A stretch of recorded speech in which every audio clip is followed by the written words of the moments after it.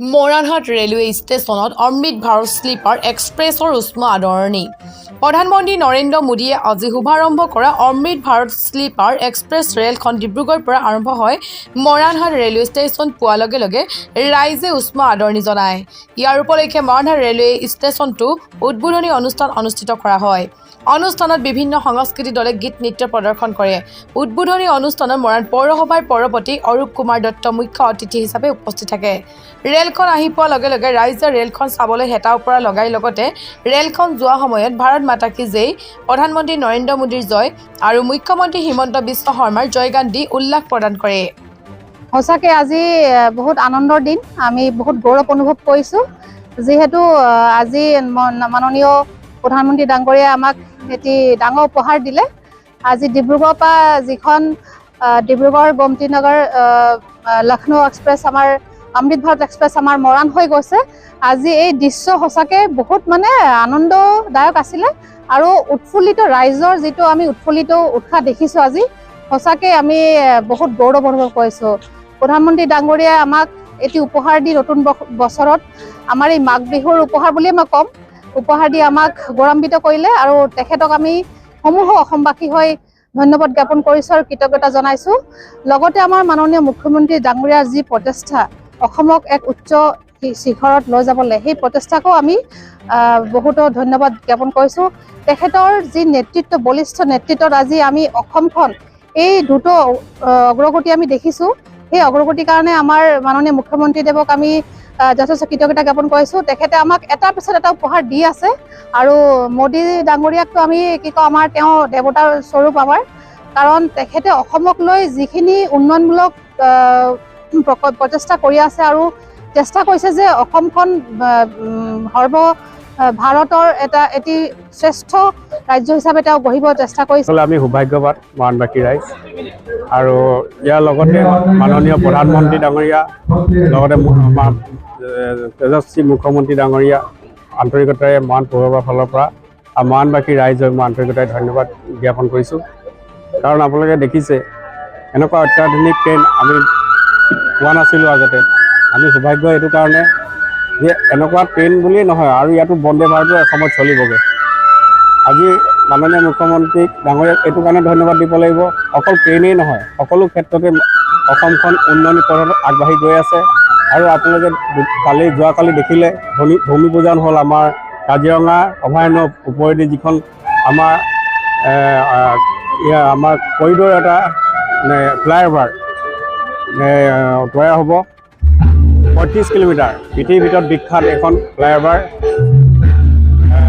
Corridor তৈয়াৰ হ'ব। তাৰ কাৰণে যিখিনি কাম মাননীয় মুখ্যমন্ত্ৰী ডাঙৰীয়া আৰু প্ৰধানমন্ত্ৰী ডাঙৰীয়াই আগবাঢ়ি আহিছে, সেই ক্ষেত্ৰত মই দুয়োগৰাকীকে মৰাণ পৌৰসভাৰ ফালৰ পৰা আন্তৰিক অভিনন্দন আৰু কৃতজ্ঞতা জ্ঞাপন কৰিছোঁ। আৰু এখন ফ্লাইঅভাৰ বুলিয়েই নহয়, আমাৰ ব্ৰহ্মপুত্ৰৰ ওপৰতো কেইবাখনো ফ্লাইঅভাৰ দলং তৈয়াৰ কৰিছে। বিভিন্ন যাতায়াতৰ ক্ষেত্ৰত সুবিধা হৈছে ৰাইজৰ। আৰু গাঁৱে ভূঞে আপোনালোকে দেখিছে বিভিন্ন পথ উন্নতিকৰণ হৈছে। এই ক্ষেত্ৰত গাঁৱৰ মানুহ উন্নতিকৰণ হৈছে আৰু সকলো ক্ষেত্ৰতে দুখীয়া শ্ৰেণীক আগবঢ়াই নিয়াৰ চেষ্টা কৰিছে মাননীয় মুখ্যমন্ত্ৰী ডাঙৰীয়াই। সেইকাৰণে আমি সকলোৱে মৰাণ পৌৰসভাৰ লগতে মৰাণবাসী ৰাইজ আৰু দেশবাসী ৰাইজে হৈ আন্তৰিক অভিনন্দন আৰু কৃতজ্ঞতা কৰিছোঁ আৰু তেখেতৰ দীৰ্ঘায়ু কামনা কৰিছোঁ। আগন্তুক দিনত মুখ্যমন্ত্ৰী ডাঙৰীয়া আৰু আগবাঢ়ি যাওক তাৰ কামনা কৰি মই আশা কৰিলোঁ। এয়া আমাৰ মৰাণবাসীৰ কাৰণে, গোটেই অসমৰ কাৰণে আজি আমি বৰ ভাগ্যৱান বুলি কওঁ আৰু বিশেষভাৱে ভাৰতৰ মাননীয় প্ৰধানমন্ত্ৰী নৰেন্দ্ৰ মোদী ডাঙৰীয়াক আমি ধন্যবাদ আৰু শুভেচ্ছা জনাইছোঁ যে অমৃত ভাৰত আৰু বন্দে ভাৰত দুয়োটাই একেলগে আজি তেওঁ শুভ উদ্বোধন কৰিছে। গতিকে তেখেতলৈ আমাৰ যথেষ্ট সন্মান যাচিছোঁ। আমি আশা ৰাখিছোঁ যে এইটো আমাৰ কাৰণে যাত্ৰীসকলৰ কাৰণে অতি সহজ হ'ব যে আজি মৰাণৰ পৰা আমি মৰাণ যিখন ষ্টেচন আছিলে ষ্টেচনখনৰ পৰা যে আজি অমৃত ভাৰতলৈকে এখন যাবলগীয়া হৈছে, এইটো আমাৰ কাৰণে সৌভাগ্যৰ কথা। এইকাৰণে যে আজি মৰাণবাসী ৰাইজৰ কাৰণে যিখিনি আমাৰ যাত্ৰী আছে, যাত্ৰীবিলাকৰ অতি সোনকালে আমি যিবিলাক মানুহে আজি কেলকাতা যোৱাৰ কাৰণে ফ্লাইটৰ ব্যৱস্থা কৰিছিল, তেওঁলোকে আজিকালি ফ্লাইটত যোৱাৰ ব্যৱস্থা নকৰিব, তেওঁলোকে সোনকালে গৈ পোৱাৰ কাৰণে অমৃত ভাৰত বা বন্দে ভাৰতত যোৱাৰ ব্যৱস্থাটো হ'ব। গতিকে আমি এই চেগতে জৰিয়তে তেখেতসকলৰ অসমৰ মাননীয় মুখ্যমন্ত্ৰী তথা ভাৰতৰ মাননীয় প্ৰধানমন্ত্ৰী দুইজনকে আমি শুভেচ্ছা অভিনন্দন জনাইছোঁ যে ৰাইজৰ কাৰণে তেওঁলোকে আমাক এক উপহাৰ এক নতুন বছৰ আমাক এক নতুন গীত দিছে। লগতে মই আৰু এটা কথা জনাব বিচাৰিছোঁ যে আমি যিহেতু যোৱা 2023 চনতে ইয়াত আমাৰ পেট্ৰলিয়াম মিনিষ্টাৰ ৰামেশ্বৰ ধানোৱাৰ সেই সময়ৰ ডিব্ৰুগড় পাৰ্লিয়ামেণ্টাৰী লোকসভাৰ MP তেখেতৰ ওচৰতে DRM আহিছিল আৰু গোটেই ৰেডিঅ' বিভাগৰ মানুহ এটা আহিছিল। আমি তেতিয়া এটা জনাইছিলোঁ যে অন্ততঃ বৰাক আৰু ব্ৰহ্মপুত্ৰৰ মাজত যিখিনি আমাৰ সম্পৰ্ক এই সম্পৰ্কটো হ'ল আমাৰ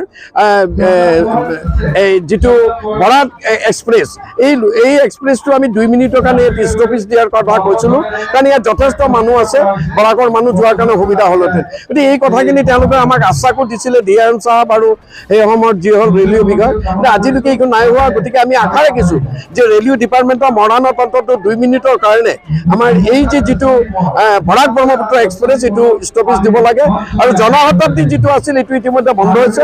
গতিকে জনশতাব্দীটো আমাৰ যাতে ইয়াত দিয়াৰ ব্যৱস্থা কৰে তাৰ কাৰণে আমি বিভাগীয় ৰেলৱে ডিপাৰ্টমেণ্টক আমি অনুৰোধ জনাইছোঁ আৰু এই বিষয়ে কৈ পিনে আমাৰ যিবিলাক কেন্দ্ৰীয় মন্ত্ৰী তথা আমাৰ MP আছে তেখেতসকলৰ যাতে এই বিষয়ত যথেষ্ট গুৰুত্ব সহকাৰে ব্যৱস্থা গ্ৰহণ কৰে তাৰ কাৰণে আমি আহ্বান জনাইছোঁ আজি মৰাণবাসী হিচাপে। ধন্যবাদ।